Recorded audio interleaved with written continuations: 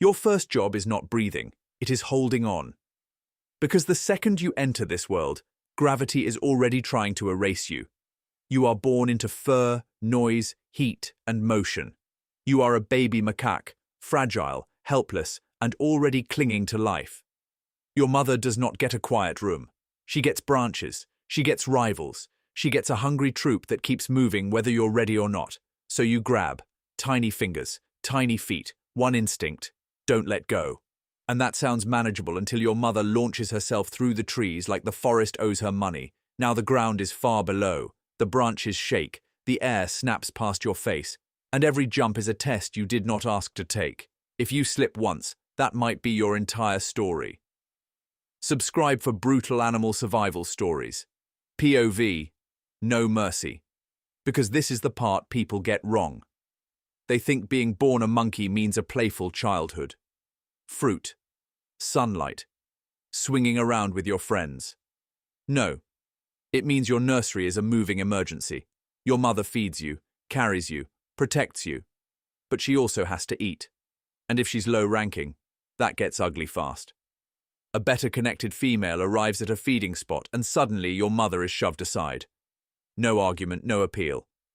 Just a look that says, not for you. Which means not much for you either. Welcome to monkey life. You are social from the start, which sounds nice. Until you realize social means everyone is in your business all the time. Someone wants the fruit your mother found. Someone wants the branch she's sitting on. Someone wants to remind everyone exactly where they rank. And if the troop gets nervous, the whole forest turns into panic with fur. Predators love that. An eagle circles above. A snake waits where leaves hide movement.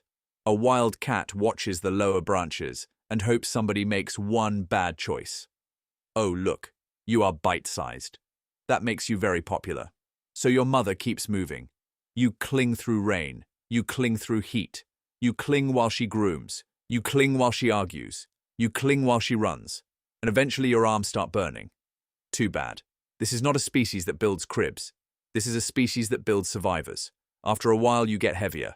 That is not good news. The older you get, the more carrying you become. So now you need to learn the skill that keeps monkeys alive and breaks them all at once. Balance. You test a branch. It bends. You test another. It bends more.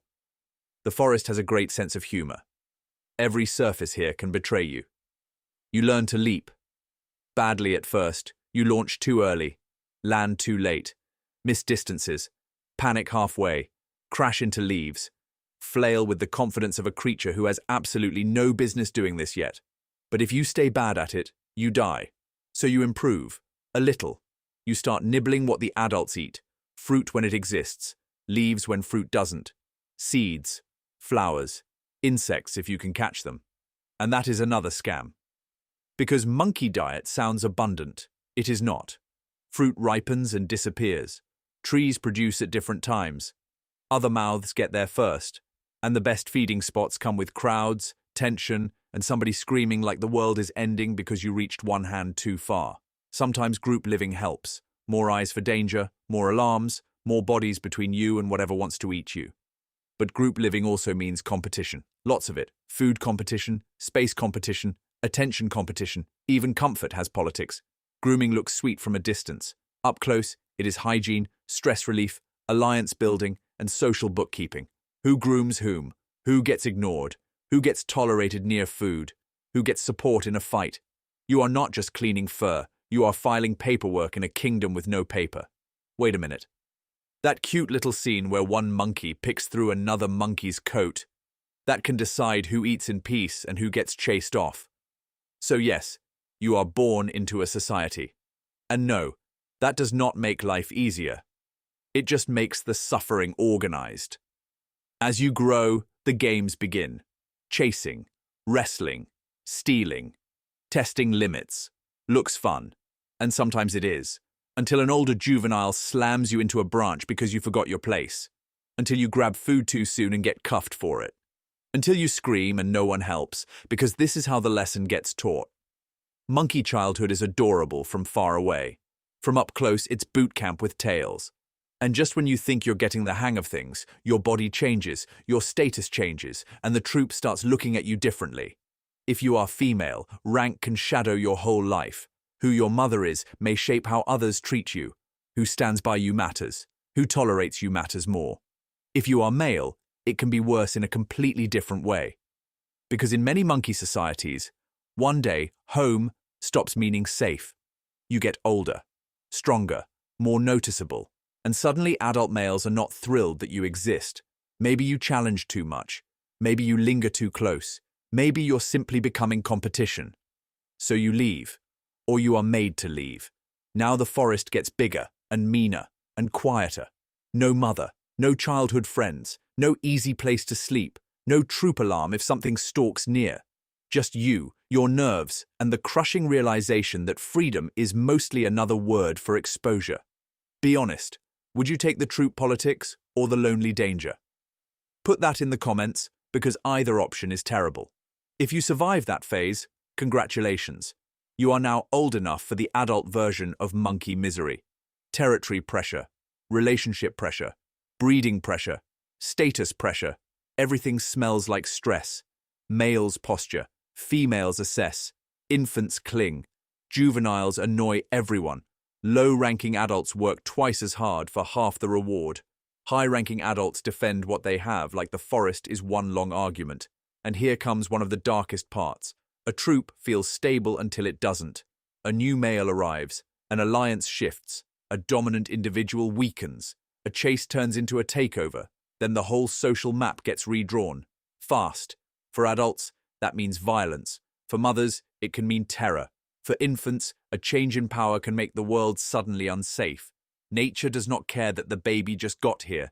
Nature only cares who gets to pass on genes and who doesn't. Nice work, but don't relax. Because even if your troop holds together, the outside world still exists. Storms strip branches bare. Dry periods thin the food. Water gets harder to reach.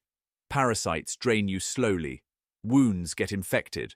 One bad leg turns every jump into a gamble. And then there are humans. The loud, hairless apes who cut the forest, split it with roads, plant tempting crops, keep dangerous dogs, and act shocked when hungry monkeys show up where the trees used to be. You smell fruit. You move in. Now it's fences, engines, shouting, wires, stones, panic. For a monkey, the human world is full of gifts wrapped around traps. You steal one easy meal and pay for it with broken safety. You cross one open space and every predator in the area gets a better angle. You learn that intelligence helps. You can remember routes, read reactions, recognize danger, learn who is weak, who is strict, who drops food, who chases. But intelligence is not peace. It just means you understand the problem more clearly. Years pass. You lose friends. You lose rivals. You lose infants. Maybe you lose your place. You've spent your life climbing for food, grooming for tolerance, scanning for danger, and pretending tomorrow will be kinder than yesterday. Sometimes it is. Most times, it's just different. Then age arrives quietly. Not as a dramatic villain, as subtraction. Your jumps shorten. Your landings get heavier. Your teeth wear down. Your patience thins. The troop moves off, and for the first time, keeping up feels expensive. You rest more. Others notice. That is not good. Older monkeys in many species become less socially engaged, less central, less involved. That sounds peaceful. It isn't. It means fewer allies, fewer invitations, less protection in numbers, more time alone with your own weakness. The branch you once crossed without thinking now looks wider. The fruit you once snatched first now goes to younger hands. The challenge isn't one giant enemy anymore. It is accumulation, tiny losses, tiny delays, tiny pains, a slower climb, a missed leap, a poor feeding day, a cold night, a wound that should have healed faster, a moment of hesitation in a world that punishes hesitation. And no, there is no retirement, no respected elder package, no final speech, just a life built on movement slowly running out of motion. Maybe a predator gets the last word, maybe hunger does, maybe infection, maybe a fall, maybe your body simply stops winning the argument. That's the brutal joke. You were born clinging to life, and you leave it the same way. Because being born as a monkey is not one long adventure. It is a long negotiation with fear, with rank, with hunger, with loss, with gravity, with a social system that protects you just enough to keep you in the game. And when it's over, the forest barely pauses. The troop moves on. The branches keep swaying. Another infant is born into fur, panic, and momentum. Another tiny hand grabs hold. Another life begins with the same promise: survive first, understand later, and never expect mercy. Tap the next video, because somewhere in the wild, another newborn has already entered a worse deal than this one.